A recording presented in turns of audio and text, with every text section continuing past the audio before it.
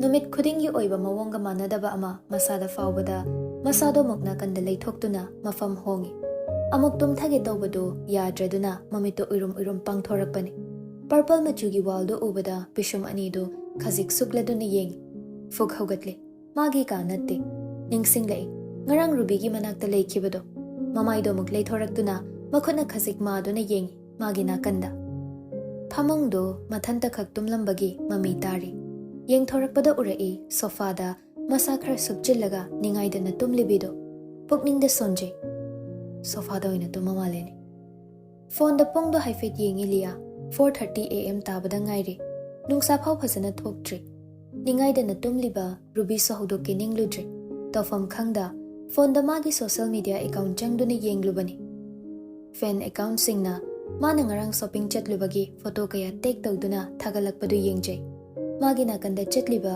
YAICHENBA bu yenglaga mathanta momon noklibasina amuk kari wahan thokpa oirigaba comment singdo haifet chingthaduna yenglubani Leah spotted at Gucci store #humangucci Leah marry me how can someone be so cute and sexy at the same time mathakta leiramba comment ani ahum do paraga Leah mathanta nokle makha khara amuk chingtharakpadani OMG mingselgam ta leizadro break loba khuding sumaina body si change tawgadaba oiradi let me stop standing her ikainingai oire noklamba minokto khangan hanjin kibani ew west om dayeng ibe majim chatpagi sel leitraga APB ge celebrity standard maintain to bangam dradi potharo Leah screen do dagi mamai leithoraklaga non thaduna yeng machilda muksu murum sonjai mai bungarang oversize t-shirt ne letlido aduga kamaina aigi puk khwang khanglena na khatlabra neibo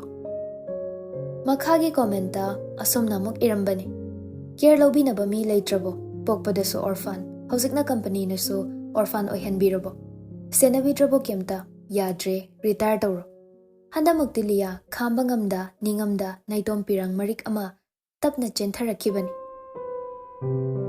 mapachana na rubina makeup thoklakpaga liya hogatuna phamungda famduna leirambadu urai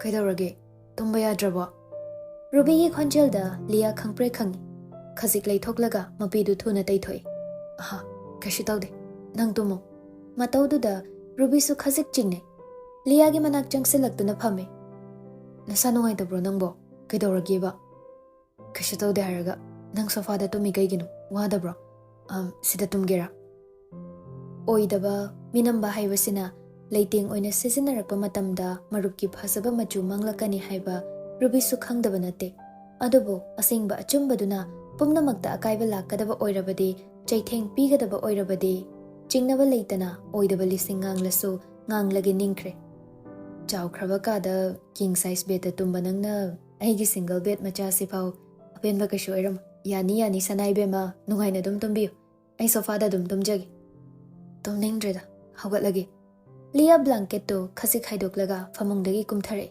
ngarang suni ngasi suni Leah karigumba amadi tawre khangi adubo fana hanglabasu masana khangna hairakpa natrabadi kashu kanaba leiroi khangbana ruby su giri taktuna hangdrabani ngarang nungdang so nang kemta chadabi dum tumkhre ai nangi kai kainu simbirugi Leah kaisu khumlamdana tawalama pairaga bathroom changke mamanglomdana bakery ni leiribado maningdana kamacha amani maduda bathroom macha ama attach tawbani khetnai Leah gi chawkhraba yumduga yamna khetnai adubo makhal suna leiriba magi chawkhraba yumduda pothafam khangaktaba matamda pikhraba kamacha asida laktuna magi pothafam thijakhiba ngaktani bathroom dagi thoklakpada Leah manam nungsiba ama thangnaba kadagi namlai ngarang dagi mabukta karisu taraktabaga bakery dagi thorakliba achapot ki manamduna mabu kai hobagum thoklare tung onthoktuna lepliba ruby gi manakta tapna changseli manakta leplaklibado kanano khangbagum ruby su tapna haire asida phamo ai loiri puthoragi Leah nakanda thariba chokrido khajik chingsinduna phami yengli ruby na tawriba khuding plate amada phasana semduna puthorakli Leah gi damak red velvet cupcakes haina ruba tawdana angang machagum Leah cupcake to amal lauraga chaba howi heaven Mamit ushinduna tapna saiduna mahau lawri chinbal da tamliba momon minoktuna apenba ojare haibadu takli. Rubia, nang akoy doin layrasi. Numit khudingi ai sumaina breakfast chaba phangnaba. Khangai haidokiba wahaini. Ruby di wahai du tabada kari paukhum pigani haifam khangdre. Lia di paukhum ngaibagum mamitto tagub Ruby de yengduna leiri. No. Kaigia. Haura imagi kesinabido amok. Mataududa nogladuna Ruby nakanda leiriba cupcake tu dagi cream cheese frosting do makhotna khazai kotlaga Lia gi natonda taiseli. Masaksiga nang ai tolo piba ngamjagadra. Ekhoi very expensive. Nangi tolop kaya pithoke kaino. Namanabi se top star Lia ni. Makhata dre Ruby noksinaduna tokre. Lia nakandagi cupcake ama lokhatlaga selfie ama kapi. Yam haisingna kapi photo do mafam du kadaidano haiba khanghande. Kapkiba photo do magi story da waina post tawi. Caption waina iri. My comfort food, my comfort place. Nongan dringaidagi laktuna bakery dugi manakta koichatchatuna leiribani YAICHENBA. Liana story ama thagatkibagi notification khonglai YAICHENBagi phone da. Hangdoktuna yengi Liagi photo do. Tumba hogalakpagi bare face da karisuki dana ichamchamna thagalakpa photo ni. Inglaba ayuk maga ingna phasabi magi maithonga kanani henbano haina kaihoduna hanglakpa wahang amagum thorakle YAICHENBagi wakhal daso. Makeup ama phawa panthadana jingnaba machet ama phawba leitana pizai paukhumso masama thanta. Hele mana saruk chama hele. Inglaba ayuk mabu ikaiba piriba magi inglaba maithongni. Khutta pairiba red velvet cupcake tu ubada YAICHENBA nahanmuk khagembana mana pamjaba achapotni haigibadu ningsinglai. Amuk samana yengselubada natonda angoba machugi cream frosting machet ama taiduna leiribadu urai. Mataududa khazik nokleduna machinda haidoki. Cute. YAICHENBA context changduna Lia thariba mapaduda namlaga call tawi. Ngarang bobona number tharaktuna save tawkhrabani. Maming thorakpadu ubada Lia ngakjanana paikhattabida ngahak yengduna le. Ruby su ure screen da thokliba mingdo. Lia gi matau tumin yengduna leiri maso. Hello? Aine chatnaba tawba yaradra. Aina ai dum lakjagena hairaga yare aina thokpa dum lakani hauzik laani YAICHENBA na makhata na khumlakpa ngaida call du fat kakhibani Liana haikibani wahai singdo mafamdu da laktanaba haiduna adubu YAICHENBA de Lia thoraklani haibaduda bakery gi thongdugi mamangda leptuna le thongdugi manakta thetli close aina manunglomdagi lonba mali thongdo YAICHENBA ngaingamda thongdu thilli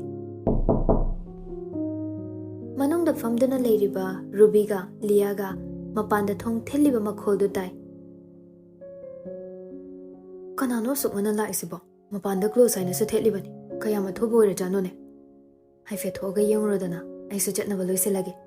Ruby thong thilliba misakto kanano haiduna yengba thorakli. Thongdu glass oijarabasu full transparent makti natte. Lepliba misakto mami sami oinadi oi. Lepliba mong matauduna misakto nupani haibadi khangi. Ruby thausadana thongdu hangtoi aduga bakery hangdri horen pung mapan doin lakpiro Lia leiriba natro ngasaidagi thoina yengsiludaba misakto Lia gi ming palakpaduda Ruby tapna mamai nongkhatuna nupadubu yenglei amuba marks tuna maithongi saruk ayamba khumjin khrabasu magi phasaba lotpa yadabagum utliba maithong machetuna mayek sengna takle chung firal charaba nupa ado kana oiramgani haiba Ruby hojikti khangle hangkiba magi wahangdugi paukhomdo aranba ama oina khumningba phaurakhi leite Lia mafam sida leite haina khumningkibani adubo manungda lei oh mabulation khrabo chatnaba tawba yaradra khonjal phauba mibu sumba ngamba magi maguna ma yauri chumi Lia bu pangal thokhandriba mabu ngawhalliba misakpo tarai ba oiramgadra ai go thoraki sida phambiram customer sing na famba mafamduda famduna leihawi YAICHENBA Lia bu ko chatli Ruby thangliba khongthangdo maning handuna chatningba phawi chatnaba loishinduna leiriba Lia bu yenglaga tapna kore Lia kedore amta somda tholakira kaino kedoragi Ruby makha taramdana YAICHENBANA leiba mafamduda amuk lai. Lia su kaidorabano haina Ruby gi matung tapna inare. Tung onthoktuna famliba mahaktu ure. Maningda mi lakpagi sahum phangbada YAICHENBA mamaidu tapna onthore. Manungda famlabanina maida upliba marks to sulauthoklamle. Charangnaba mathong khangdaba ihul kaya sidagi matam kharada oirabasu nathainaba chelakhiba. Mitmangda saktamdu leptuna leirabada hotnajaramba khudingmak aremba takhibani. Aina dum lakya haraga kidobai laino. Mana ngamnaba hairakliba singdu handakti YAICHENBA nakongda haptre. Ona tainana khumlakhe. Chatnaba tawrasi. Ai chatkiroi. Amuk sumana hairibaduna thairaga YAICHENBAna haire. Pochaiti loisinba loirabo. Gari di kaida khamlamge. Lia makha na khumlakte YAICHENBA sumachi lengde lepduna lei pakhum ngaibagum. Anido angam tanaribani. Kanana ngamni haiba ngamde. Matam pumnamakta mana ngamdaba yade khanba Liani. YAICHENBA sungasidi Liana ngamhallaroi khankrabani. Bobona hairaklabani. Mana ngamduna Liabu namdana mafamdudagi pura'u haina. Anido fana kuina wa machet ama phau ngangnade. Ngahak leiraga Lia tapna magi pocket humjilaga gari sodu puthore. Makhutu tingthoraktuna sodu YAICHENBAda pirakli. Taunariba mataudo nakanda lepliba Ruby di ngakna yengli. Mapunsida mana ngamduna talakhiba Lia ngasidi YAICHENBAgi mafamda surrender tawkraba. Ngahaktangdo masaksu phajana khangnadriba YAICHENBabu sauningba phawre nungsidaba phawre. Mina tauningdaba thabak amabo namduna tawhalli haiduna mamanabi ama oina sauninglibra natraga atopa maramsu yauribra. Khandokpham khangdraba maramsingduna lamjing oiraga Rubygi mafamda mekuptudagi YAICHENBabu yaningdaba nungsidaba haukhibani. Lia amuk YAICHENBada onsinduna tapna haire. Ai washroom lamda changugi. Lia manungda amuk changki YAICHENBaga Rubyga khaktamak ngaihore. Ruby YAICHENBabu uraga masado khoirang khoisaunaba amadi adum phawri. Uthokpadi yadaba. Uthokphamsu khangdaba. Saugi su saufam khangdaba. Leitafamsu khangdaba. Khanghaudana silakpa nonglegum pukningda phawriba jayetnaba ihul singsina ngangthokpa ngamda safu kanna yeirari. Bakery se kyam kuirage hangbiba. Tumin leinabaduda achikpadu thugainaba YAICHENBana wari saba horakpani. Khara kuiri. Liaga tinarakpadi kyam kuibirage. Kuire. Khumningba faude paukhumso saningba pokte wariso. Wahai amanidagi hendaba paukhumsingdu taraga YAICHENBa makhatagi sungamdre. Anido muk tumin leinare Lia thorakpa ngaire. Manungdagi makhol ama tare. Wakhal nara haiduna Ruby thausadana le. Amukso washroom lomdagi makhol tare. YAICHENBa su taraduna Ruby de yengle. Ruby manungda chensinge tawi. YAICHENBa su matung inage tawbaduda Ruby na pairap yenglaga hairakibani. Sidalerm. Mapuna yadana migi imungda karamna changluni. Amukso khudingmakna thairaga karibu oiramgani haiba khangningba phawi. Khongthang amaga thangjinge tawbado Rubygi mityeng amada pangal thokhankhide. Ruby manungda praprap chensinki. Ruby bathroom gi thongdugi mamangda leplaga Liabu kaure. Lia, tabrose thong hangu. Kaidoragi thong hangu mi. Thong hangdabaduda Ruby bathroom gi thongdo kana hanjin thil. Pakhatpana so masadu leitafam khangdre. Thong hangu ba. Lia. Lauribadu tabada YAICHENBa leiba ngamlaktraduna manung changsilai. Wa amata haidana Rubybu inthoklaga nakanda leiriba chokridu thangatlaga bathroom gi thongdo thugaige tawbadani. Thongdo khanghang hangtore. Thangatliba makhutu chaple pi YAICHENBa. Ruby chensinduna chokthana uriba Liabu konsile. Lia, kidorgi hayo base. Lia masadu mathanta lepnaba tawje tapna haire. Ai ngasai chakhibasingdo adu loina handokre.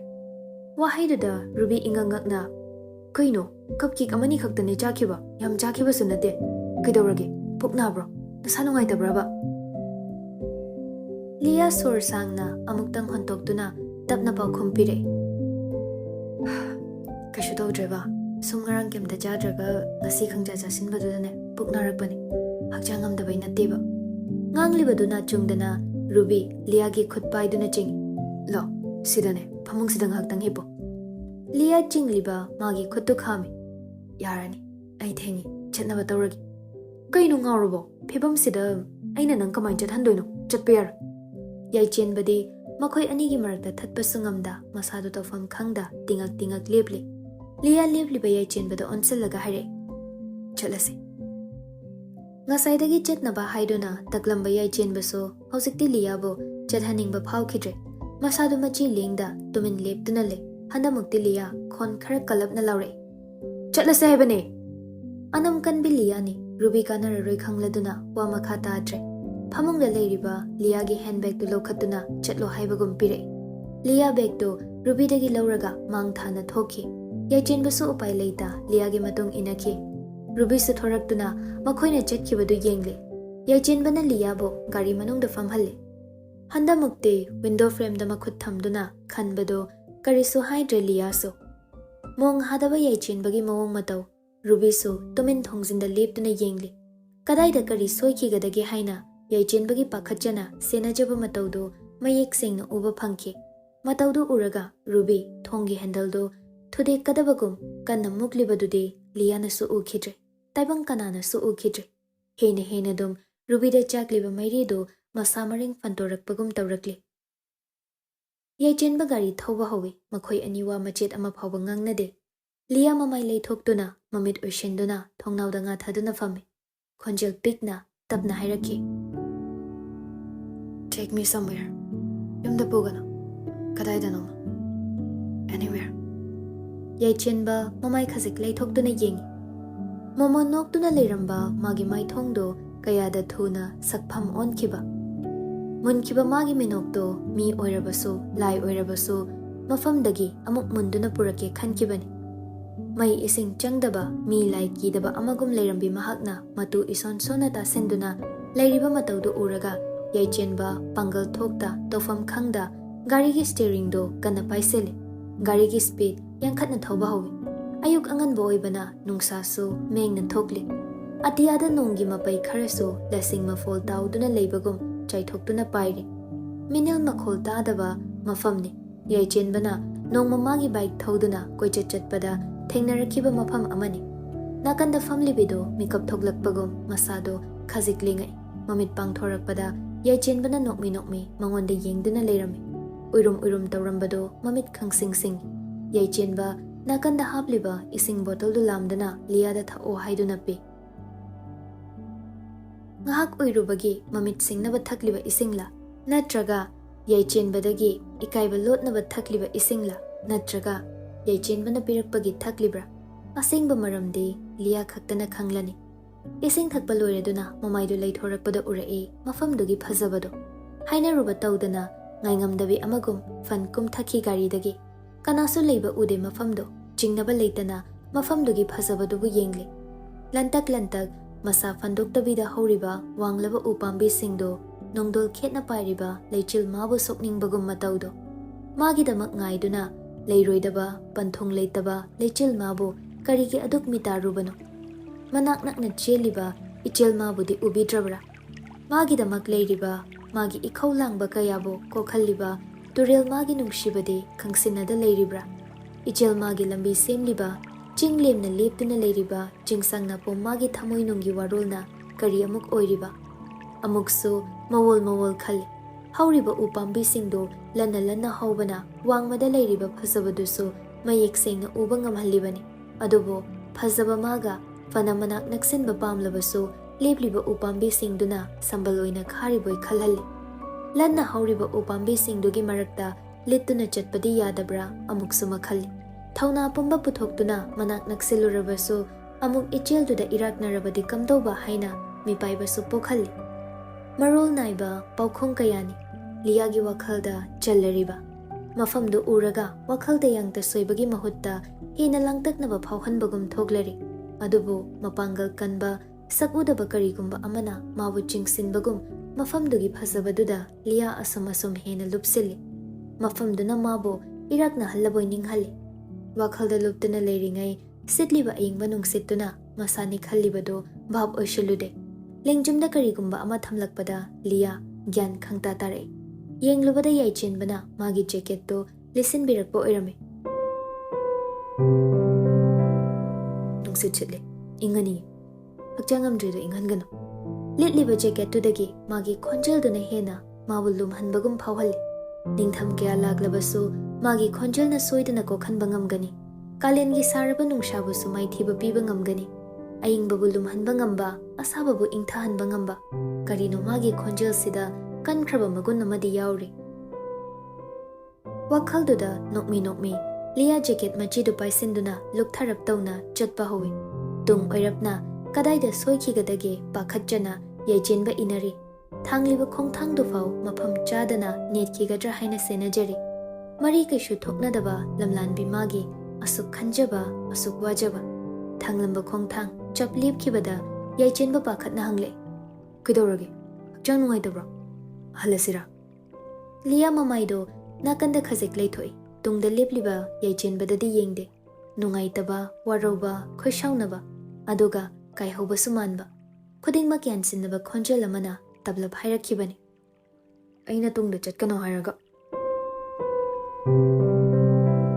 wahaiduda YAICHENBA gi maithongda yamna likna utkhiba minokdo liadi ohodredo khongthangdu chawrab anirak thangduna YAICHENBA liagi nakanda lepi lia amuk thangba howi khongthang YAICHENBA su liaga manana chatnaba haiduna khongthangdo magidi piktak tawna thangli luktharap tawna chatlibi lia manana thangliba khongthangdubu yengjaraga thamoina momon nokchakhibani samlang marumdagi lona tamkiba minokdo YAICHENBA nadi ukhidredo anido wahai amata ngangnade warisu sanade achikpaduda makhoi animak tawminabagum lupminabagum tumin leiri kari mayaibu chenbagino achikpaduda nungaijaba penjaba amadi thamoida fauri tanja sidani wahang ama thoragliba marau laina tamkiba minok anido wahan thok manaramgadra paukhum sina kanana pigadawriba matam mangonda khudingmak taishinduna thamlasira mafam dugi phasabada makhoi ani luplingai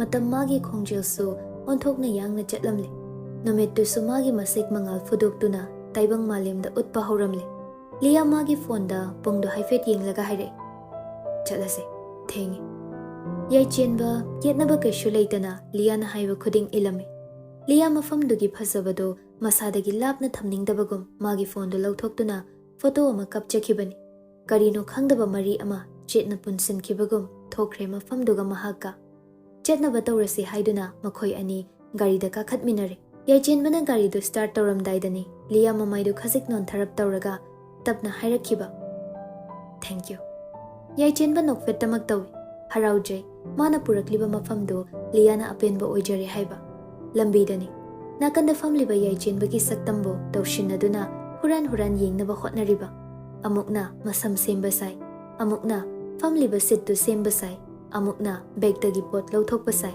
lamhenbi liado ngasai makhai khanjiludabani lingjumda yaliba jacket do YAICHENBA gini makhotna masada khajik chingsili nungshiraba manam amasu namlai Mamitto ngaihak ushinduna kari manam no khali fresh mint lips Italian lemon juice aroiba oina sorsang amuktang chingsili green apple lia mamaidu luktharaga khajik mamon noi ai ngasai tamoda message thakrabani ha kibo tamoda nangi ngasigi schedule loina cancel to biron haikrabani horen yum yoraga phasana pothar lia makha tarakte phone du puthoklaga magi Instagram da ngasai kaplakpa mafam dugi photo du thagatli caption dana iri you affect me in ways I don't understand iriba wahai singdo mafam du da hairibra natraga mafam du mangonda utkiba misak du da hairibra natraga animakta hairibra